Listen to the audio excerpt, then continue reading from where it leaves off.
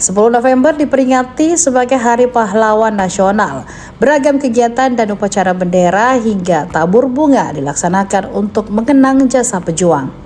Di kota Parepare, Sulawesi Selatan, seorang petugas dapur makan bergizi gratis atau MBG Kecamatan Soreang bernama Andi Mustamar melakukan aksi unik di momen Hari Pahlawan. Mustamar mengenakan kostum superhero Power Ranger mengantarkan makanan bergizi ke anak sekolah.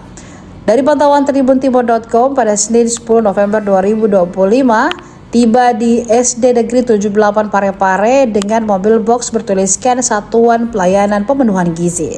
Tiba di pekarangan sekolah, Mustamar yang mengenakan kostum superhero Power Ranger bertugas mengambil ompreng berisi makanan bergizi untuk anak sekolah.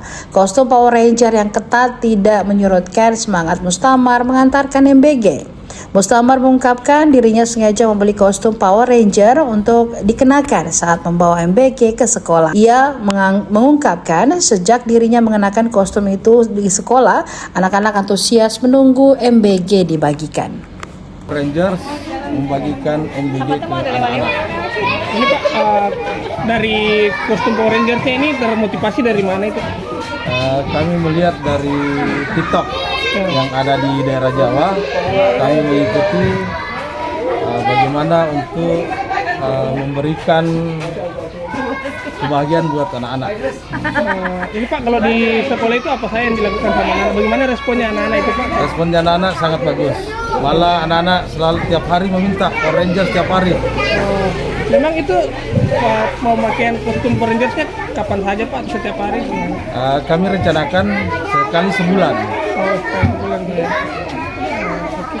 Ini kalau kostumnya sendiri Pak dari mana? Apa aja tuh? Kostumnya sendiri dibeli sendiri atau gimana? Dibeli sendiri.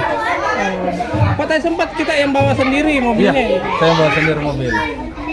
Kalau setiap hari itu ada berapa yang kita bawa? Tiap hari itu ada sekitar 3.541 dengan 2 kendaraan. Kalau kita tidak dari dapur mana itu? Dapur SPPG Bukit Indah Soreang, Takalau. Oke, kasih.